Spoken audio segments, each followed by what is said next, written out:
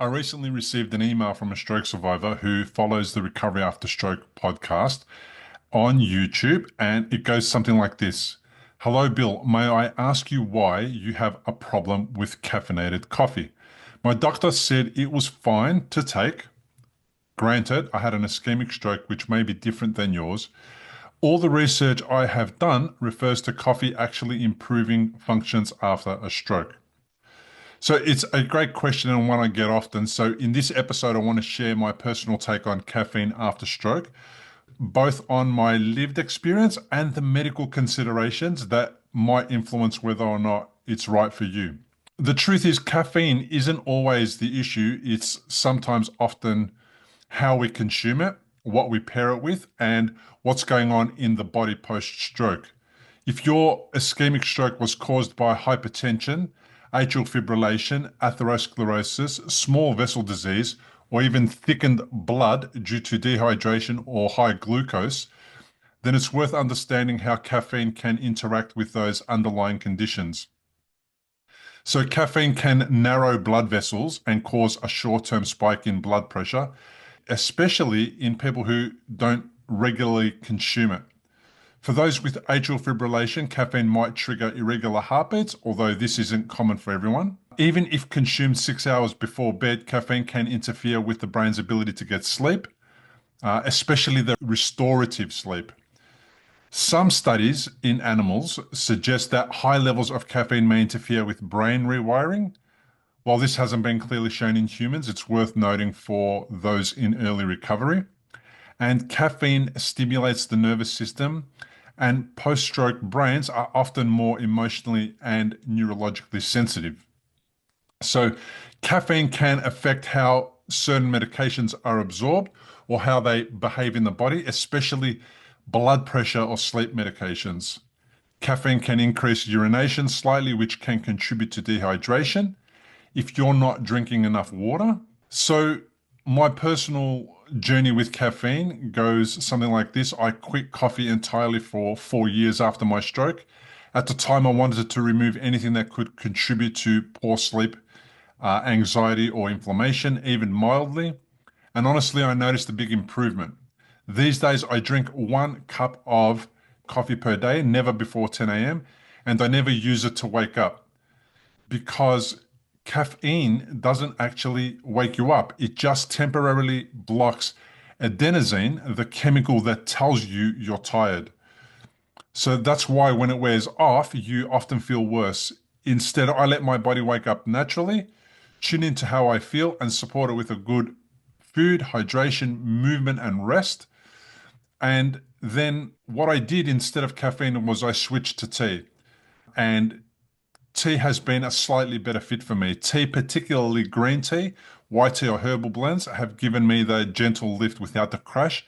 It also contains L-theanine, which helps promote calm and focus even when caffeine is present.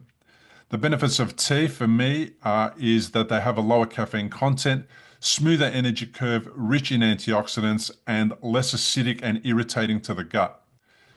But I understand the situation with coffee is often it's something that you do with family and friends. It's something that you do to catch up with people, and it's part of the social nature of somebody's daily life.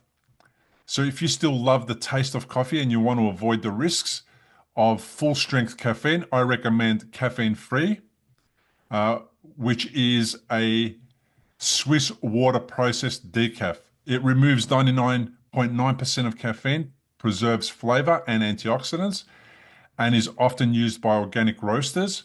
You can also try something different like roasted chicory root, dandelion tea, barley-based drinks like Pero. I actually don't drink any alternatives. I've tried them, and although roasted chicory root and dandelion are meant to be quite good for you, I actually don't enjoy them at all. They're very bitter and they do not taste like caffeine, but they're a good alternative if you want to have something warm without the roasty feel and without the overstimulation.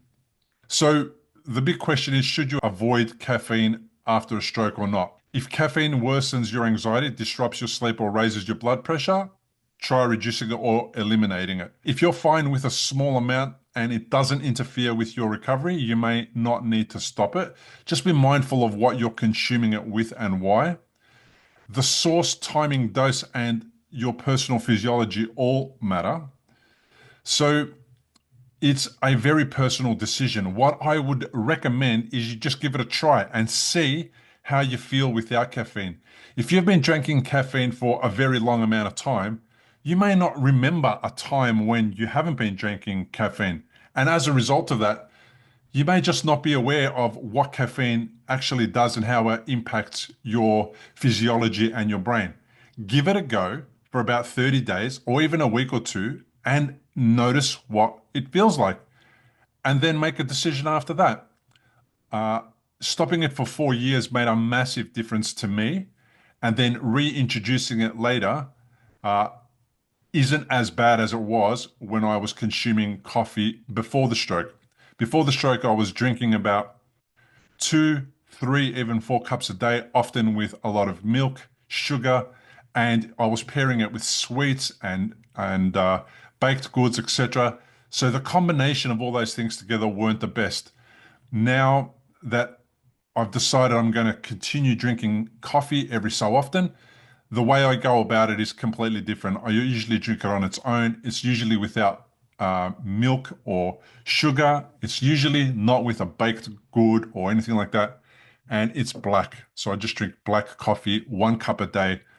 And it just makes me feel like I'm still able to have coffee and it doesn't impact my sleep because I have it quite early in the morning, definitely a few hours after I woke up, never after 1 or 2 p.m. So, what about you? Have you cut out caffeine after stroke? Did you notice a difference? Have you tried tea or decaf?